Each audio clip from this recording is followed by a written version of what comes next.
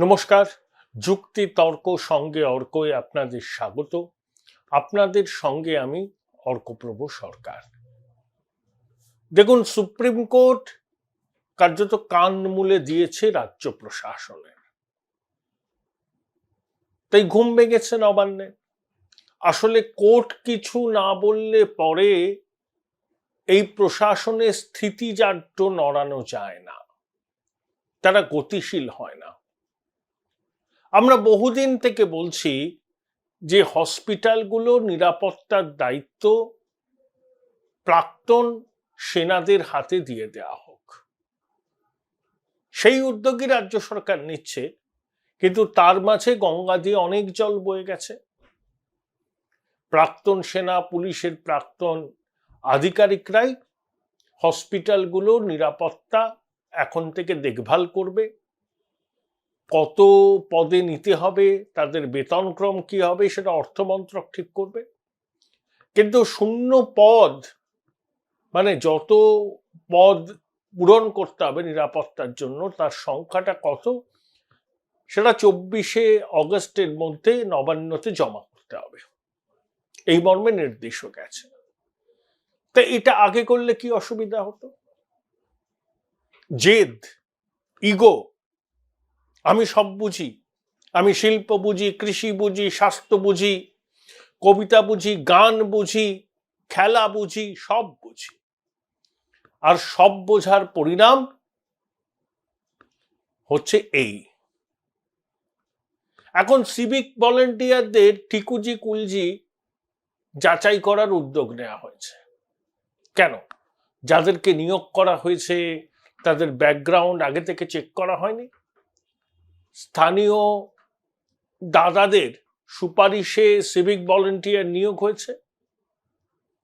তাদের ব্যক্তিগত জীবন চর্চা কি, অতীতের ট্র্যাক রেকর্ড কি, কখনো একবারও মিলিয়ে দেখার প্রয়োজন বোধ করেছিলেন আপনারা? আরজি করের এই অভাগিনী তার জীবন দিয়ে আমাদের একেবারে বেহাব্রু করে দিয়ে গেল। এই ফাঁক ফোকর গুলো চোখের সামনে জলজল জলজল করছে, এতদিনও করছিল, কিন্তু কারুর কোনো টনক নড়েনি। সুপ্রিম কোর্টকে বলতে হচ্ছে যে পুরুষ ও মহিলা চিকিৎসকদের বিশ্রামের কক্ষ আলাদা করতে হবে, সিসি ক্যামেরায় মুড়ে দিতে হবে, এটা সুপ্রিম কোর্টকে বলতে হবে। স্বাস্থ্যমন্ত্রী কি করছিলেন? স্বাস্থ্য ভবন কি করছিল? সরকারটা কি করছিল? দায় নেবেন না? অবশ্য উনি দায় নেন না, উনি দায় চাপিয়ে দেন, কিছু কিছু হলে স্কেপগোট করেন কাউকে কাউকে। কলকাতার আরজি কর হসপিটালের নিরাপত্তা এখন থেকে সিআইএসএফ এর নজরে থাকবে, সিআইএসএফ নিরাপত্তার ব্যবস্থা দেখবে। এটা কত বড় লজ্জার ব্যাপার বলুন তো কলকাতা পুলিশের কাছে, যারা নাকি বিশ্বের সেরা প্রতিষ্ঠান। খাস কলকাতা শহরের বুকে আরজি করের মতো একটা হসপিটালের নিরাপত্তা দায়িত্ব কলকাতা পুলিশের হাতে রাখলো না সুপ্রিম কোর্ট। কলকাতা পুলিশের কাছে এটা কত বড় ধাক্কা, এবং পুলিশ মন্ত্রীর কাছে বিশ্বের সেরা ফোর্স। আরজি কর হসপিটালে ভাঙচুর হলো, পুলিশ আশ্রয় চাইল, সিস্টারদের কাছে লুকিয়ে পড়লো, সিস্টাররা বলেছেন। তারপরে বিনীত গোয়েল ঘটনাস্থলে গিয়ে বললেন, I am angry, I am angry, I am angry. মুখ্যমন্ত্রী রামবামের কল্পিত তত্ত্ব বাজারে ছেড়ে দিলেন। কিছুটা বাধ্য হয়েই, চাকরি করেন তো মুখপাত্ররা, ডিফেন্ড করতে নেমে পড়লেন। তারাও নিজেরা জানেন যে রামবামের তত্ত্ব খাওয়ানো যাবে না। আরজি করের ঘটনা যারা ঘটিয়েছে তারা দুষ্কৃতী। এই দুষ্কৃতীদের অনেকেই কাদের সঙ্গে যুক্ত, কোন দাদারা এদের পৃষ্ঠপোষকতা করেন, সেগুলো তো আস্তে আস্তে পরিষ্কার হচ্ছে, সংবাদ মাধ্যম তো দেখাচ্ছে। তাই কল্পিত রামবামের তত্ত্ব মানুষ গ্রহণ করেনি, করবেও না। এবং সুপ্রিম কোর্ট যে ভাষায় ভর্ৎসনা করেছে রাজ্য প্রশাসনকে, স্বাস্থ্য দপ্তরকে, পুলিশ প্রশাসনকে, আমাদের লজ্জায় তো মাথা হেঁট হয়ে যাচ্ছে। কিন্তু যারা শীর্ষ পদে বসে আছেন, আমাদের দণ্ডমুণ্ডের কর্তা, তারা কি লজ্জিত হচ্ছেন? এর পরেও কি বিনীত গোয়েল থাকতে পারেন তার পদে? এই প্রতিবেদন যখন দেখবেন তখন কলকাতার পুলিশ কমিশনার হিসাবে বিনীত গোয়েল থাকছেন নাকি অন্য কেউ আসছেন আপনাদের কাছে পরিষ্কার হয়ে যাবে। আমি সে নিয়ে বলতে চাইছি না। আমার বক্তব্য যে পুলিশ প্রশাসনের অপদার্থতা চোখে আঙুল দাদার মতো দেখিয়ে দিল সুপ্রিম কোর্ট। এরপরে দায় নেবেন না আপনারা? দায় স্বীকার করবেন না? দায় স্বীকার করলে অসুবিধাটা কি? বলেন না আমার মাথা নত করে দাও হে তোমার চরণ ধুলার তলে। কথায় কথায় রবীন্দ্রনাথকে উদ্ধৃত করেন, বলেন রবীন্দ্রনাথের গানের কথা, কবিতার কথা। যদি ওই 4-5টা লাইনের মধ্যেই ঘোরাফেরা করে আপনার রবীন্দ্রনাথ থেকে উদ্ধৃতি দেওয়া, তো দেন তো। তা চরণ ধুলার কাছে মাথা নত করলে অসুবিধাটা কি? মানুষের পপুলার ডিমান্ডটা কি? পুলিশ প্রশাসনের পর্বত প্রমাণ ব্যর্থতার দায় কেউ নেবেন না? বাহ! মুখ্যমন্ত্রী, পুলিশ মন্ত্রী, তার আজ্ঞাবহ কমিশনার, তার আজ্ঞাবহ মহানির্দেশক পুলিশের, কেউ কোনো দায় নেবেন না। সুপ্রিম কোর্টের এত বড় সিদ্ধান্তের পরে, পর্যবেক্ষণের পরে প্রশাসনের খোলনলচে বদল হওয়া দরকার। ভাবুন তো, আরজিকর হসপিটালের নিরাপত্তার ভার আর কলকাতা পুলিশের হাতে রইল না, সেটা চলে গেল সিআইএসএফ এর হাতে। কি লজ্জা, কি লজ্জা! বিরোধীরা যে দাবিগুলো তুলছিল, সুপ্রিম কোর্ট সেই দাবিকে মান্যতা দিল। একদিকে ইন্টেলিজেন্স ফেলিওর, ঘটনার রাতে ডিসি নর্থ আক্রান্ত হলেন, ফ্যাটাল কিছু হতে পারত, মানিকতলা থানার ওসি আক্রান্ত হলেন। কিভাবে ভাঙচুর চালালো এমার্জেন্সি আর অন্যান্য জায়গায়। মুখ্যমন্ত্রী বললেন 50-100 কোটি টাকার ক্ষতি, যারা ভাঙচুর করেছে তাদের কাছ থেকে কি ক্ষতিপূরণ আদায় করবেন? এই প্রশ্ন ঘুরে ফিরে জনমানসে আসছে। দায়টা স্বীকার করুন। দায় স্বীকার করতে এত কুণ্ঠা কেন, এত হেজিটেশন কেন? না আমাদের পরিস্থিতি অ্যাসেস করতে ভুল হয়েছে, আমরা মানুষের কাছে ক্ষমা প্রার্থী, ভবিষ্যতে এরকম হবে না, আমরা রাজ্যের মানুষের কাছে এই অঙ্গীকার করছি। এই কথাগুলো তো এক্ষুনি বলা দরকার। তা না করে এখনো রাম বামের তত্ত্ব আওড়ে যাচ্ছেন। শুধু রাজনীতি, কিভাবে দুটো ভোট করানো যায়। অনেক প্রবীণ রাজনীতিবিদ, সহনাগরিক বলছেন যে এই আন্দোলনটা, এরকম আন্দোলন তারা বিগত 6 দশকে দেখেননি। কোনো রাজনৈতিক দল এই আন্দোলনের ডাক দেয়নি। সাধারণ মানুষ স্বতঃস্ফূর্তভাবে আন্দোলনে নেমেছেন, এই অভাগিনীর হত্যাকাণ্ডের বিচার চান। যে সন্দীপ ঘোষকে নয়নের মণি করে রেখেছিলেন আপনারা, সেই সন্দীপ ঘোষকে ধুয়ে দিয়েছে সুপ্রিম কোর্ট। এখন তার বিরুদ্ধে তদন্ত করবেন, মানে তার সময়কালে কি কি দুর্নীতি হয়েছে। জানতেন না সন্দীপ ঘোষ এই ধরনের দুর্নীতিতে যুক্ত? শুধু তিনি একা কি করে দুর্নীতি করবেন? ঘুঘুর বাসা তো আরজিকরের মধ্যে আছে, স্বাস্থ্য ভবনে আছে। এখন ইডি যাতে না ঢুকে পড়ে, স্বাস্থ্য কেলেঙ্কারির তত্ত্ব তালাশ করতে, সেই জন্য আপনি সিট গঠন করলেন। এরপর ইডি যদি নামে মানি লন্ডারিং এর তদন্ত করতে, আপনি আদালতে গিয়ে বলবেন যে ইডির তদন্ত চাই না, আমরাই তো করছি সিট গঠন করে। এতদিন ঘুমিয়েছিলেন? সন্দীপ ঘোষ এবং তার সাঙ্গ পাঙ্গদের বিরুদ্ধে এই অভিযোগ তো অগাস্ট মাসে ওঠেনি, কয়েক বছর ধরে হচ্ছে। অনেকে হুইসেল ব্লোয়ার হয়েছিলেন, বুড়ি বুড়ি অভিযোগ জমা পড়েছিল স্বাস্থ্য ভবনে, তাকে বদলিও হতে হয়েছিল। কি অদৃশ্য জাদু বলে আবার তিনি আর্জি করে ফিরে এসেছেন? পিছনের মাথাগুলোকে তো জানতে হবে। যারা সন্দীপ ঘোষকে পূর্ণ ক্ষমতা দিয়েছিল দুর্নীতি করার, যারা সন্দীপ ঘোষের সমর্থনে আড়ালে দাঁড়িয়েছিল। Join Indian Institute of Hotel Management now. Right choice, right decision.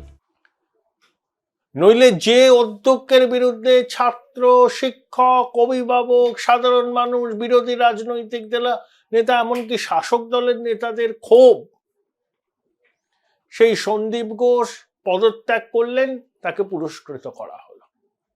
সবাই অবাক হয়ে যাচ্ছে, আদালত অবাক হয়ে যাচ্ছে যে কি জাদু বলে সন্দীপ ঘোষ এই পুরস্কারটি পেলেন, যাকে শ্যামবাজার থেকে সরিয়ে পাকসার কাছে এনে বসানোর চেষ্টা হয়েছিল।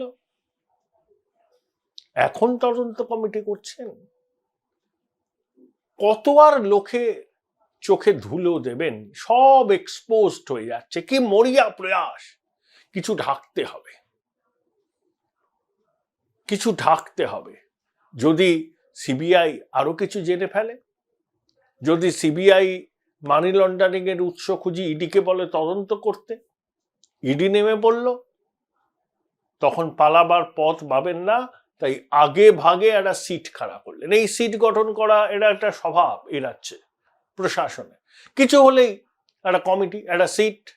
ওই যে কোভিডের সময় পিপি কিট কেলেঙ্কারি টেলেঙ্কারি নিয়ে বিস্তর অভিযোগ উঠেছিল, আলাপন বন্দ্যোপাধ্যায়কে মাথায় রেখে 1 সদস্যের কি কমিশন করলেন। তারপরে সেই কমিশনের অস্তিত্ব আদৌ আছে কিনা, সেই কমিশন কোনো রিপোর্ট দিয়েছে কিনা কেউ জানে না। অর্থাৎ ঠান্ডা ঘরে চলে গেল। এবারও সেই উদ্যোগটা নেওয়া হয়েছে। কিন্তু অনেকে বলছেন যে সিট গঠনের আসল উদ্দেশ্য হচ্ছে ভবিষ্যতে কোনো কেন্দ্রীয় এজেন্সি যাতে দুর্নীতির তদন্ত করতে না পারে, আগে ভাগে সাফাই গিয়ে রাখবেন আদালতে। তো আমরা তো সিট করেছি, এখন আর ইডিকে দরকার কি? আপনাদের সিট কি তদন্ত করে সেটা রাজ্যবাসী সম্যক জানে। দয়া করে শাক দিয়ে আর মাছ থাকবেন না। আমরা নিজেরা খুব বিপন্ন বোধ করছি।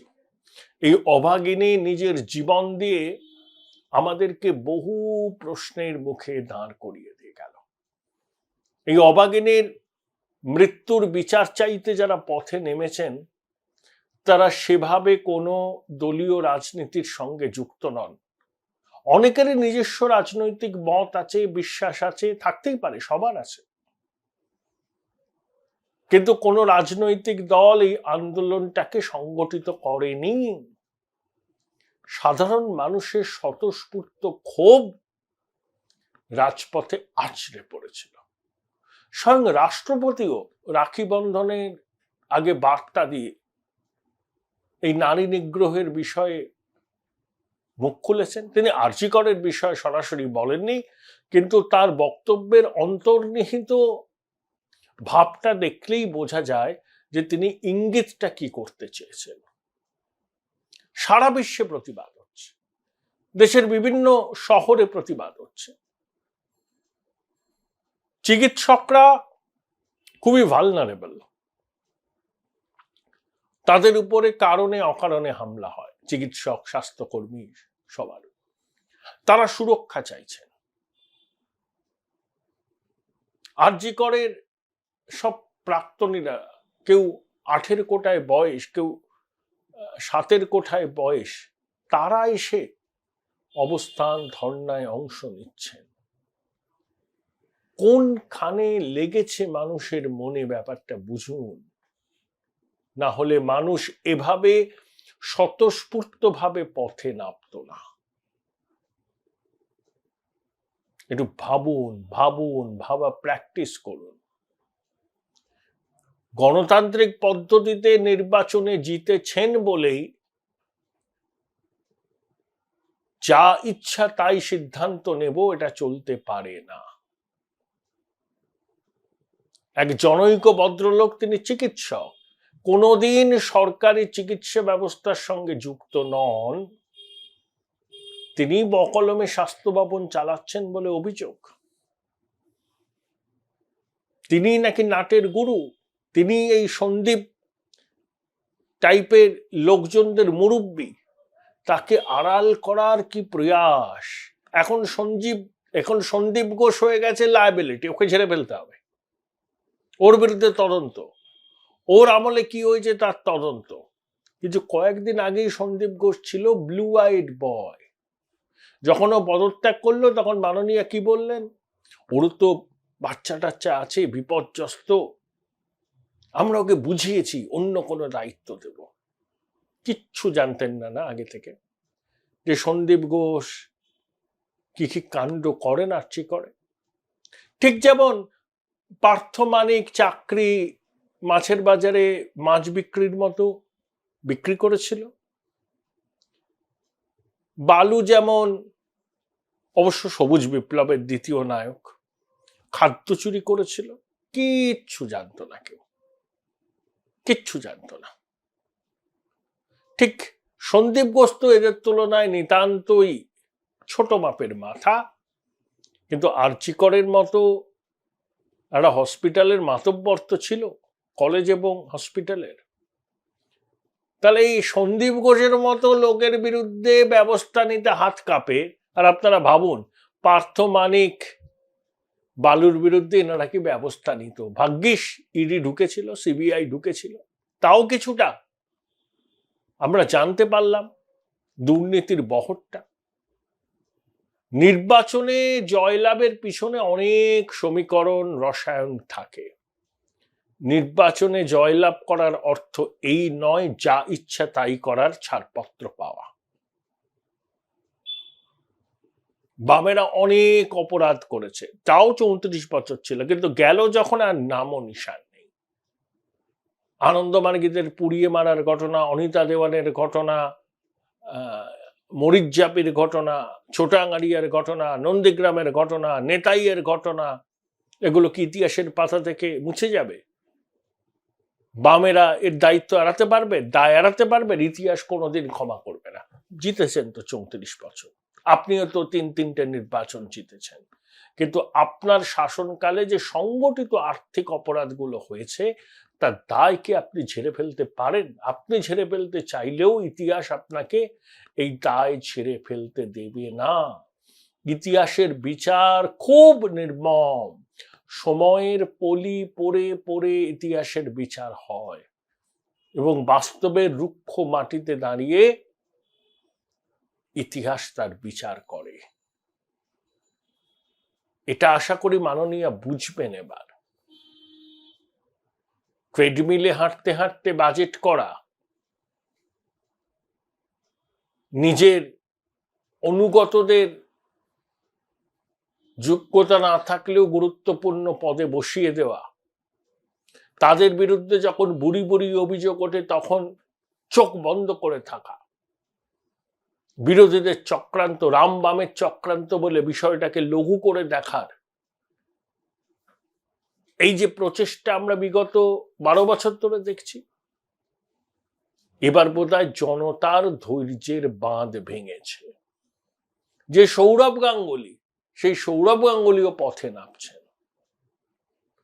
দেখুন, নারী দর্শন, নারীদের উপর অত্যাচার সারা ভারতবর্ষেই হয়, বিশ্বেও হয়। নির্ভয়া কাণ্ডের পর কি কমেছে? কমেনি। মুখপাত্ররা মরিয়া হয়ে নানা রকম অতীতের ঘটনা টেনে আনেন, লাভ কি? বামেদের আমলে যা হয়েছিল সেটাকে কেউ জাস্টিফাই করে না, সেই জন্যই তো আপনারা ক্ষমতাসীন হয়েছিলেন। তাই অতীতকে টেনে এনে লাভ কি? হৃদয় খুঁড়ে কেন বেদনা জাগাচ্ছেন? বর্তমানে আপনারা শাসন ক্ষমতায়, আপনাদের জবাবদিহি করতে হবে। বামেরা তো এখন নেই, তখন তারা করেছিলেন। অন্যান্য রাজ্যে যারা ক্ষমতাসীন তাদেরকে জবাবদিহি করতে হবে। সেটা উত্তরপ্রদেশে যোগী আদিত্যনাথের সরকারে কেউ জবাবদিহি করতে হবে সেখানে কিছু ঘটলে, গুজরাটে বিজেপি সরকারকে জবাবদিহি করতে হবে সেখানে কিছু ঘটলে, আবার কর্ণাটকে কিছু ঘটলে সিদ্ধারামাইয়া সরকারকে জবাবদিহি করতে হবে, কারণ law and order state subject. তাই অতীত টেনে এনে অতীতের সেই বিভৎস ঘটনাগুলো স্মৃতিকে উস্কে দিয়ে আপনারা পার পাবেন?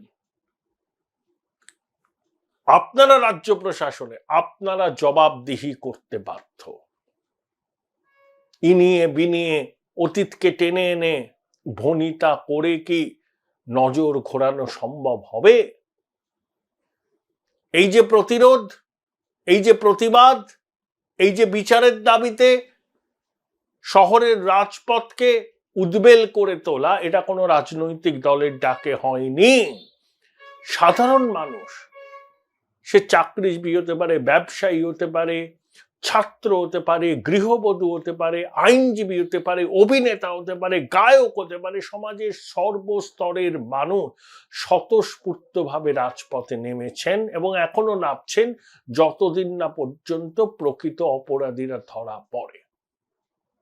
এই স্বতঃস্ফূর্ত প্রতিবাদকে খাটো করে দেখার ভুল করবেন না। রামবামের কাল্পনিক তত্ত্ব আওড়ে নিজেদের দায় এড়াতে পারবেন না।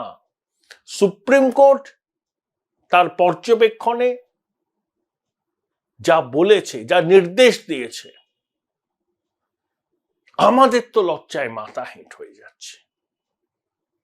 দায় স্বীকার করুন এবং সংশ্লিষ্ট আধিকারিকদের দায় স্বীকার করে পদত্যাগ করতে বলুন। কারণ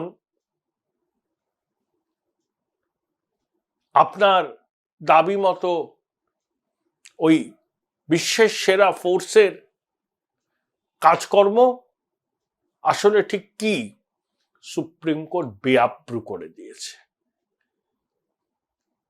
মুখ লুকোবার জায়গা নেই।